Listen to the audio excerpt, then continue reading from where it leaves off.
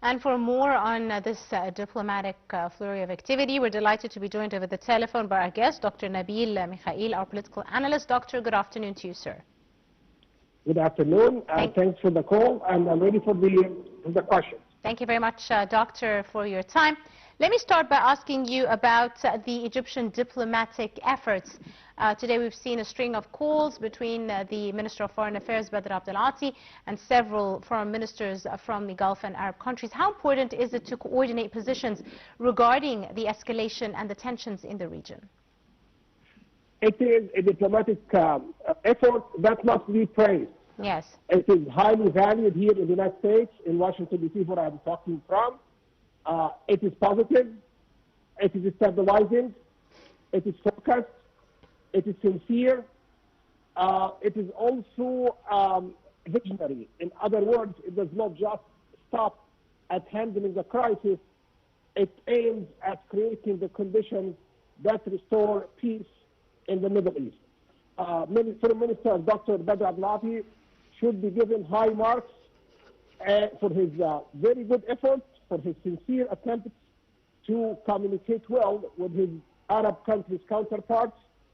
And I'm quite sure that Egypt can reach a strategic consensus among all the Arabs and all the Muslims to help stop the war going on now in the Gulf.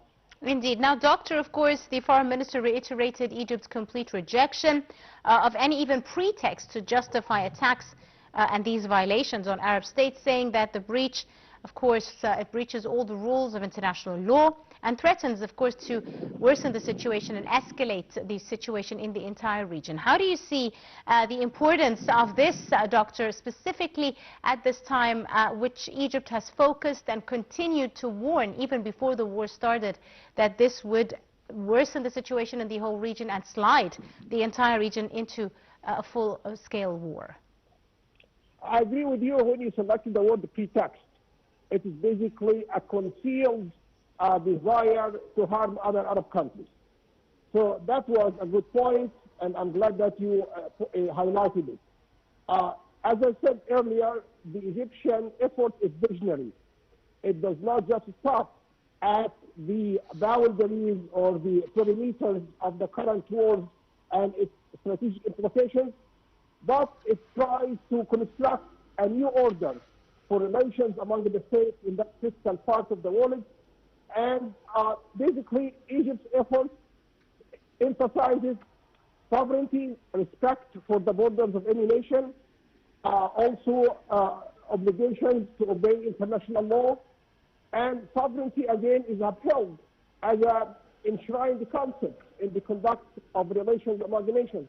You must not violate any country's borders under whatever context. It is that simple.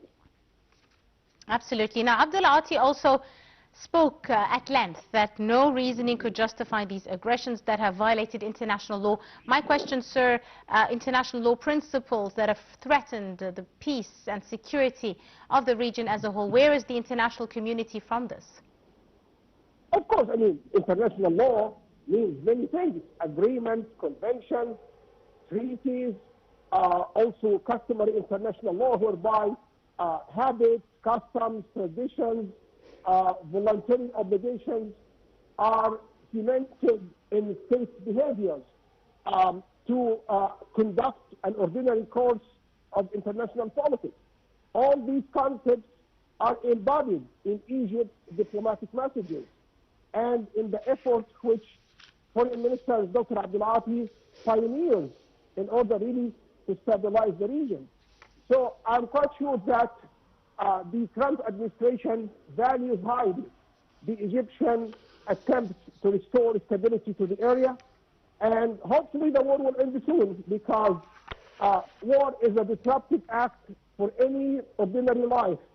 And at that moment, the United States will be soliciting the advice and the vision of Egypt to help make the Gulf stable again.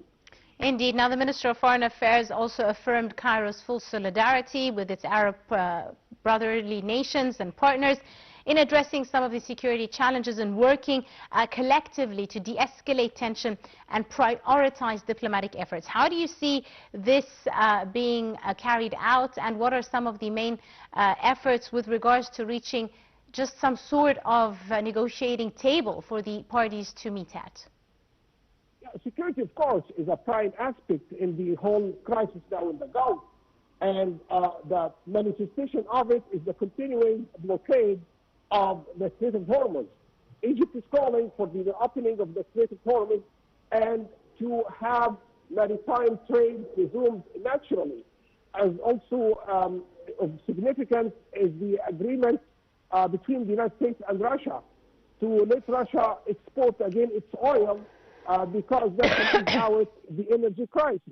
So the Egyptian effort caters to that outline which Moscow and Washington are pursuing. So Egypt's effort actually should be linked with the whole overall diplomatic effort to settle the crisis, basically solve all the security dilemmas and stop the war.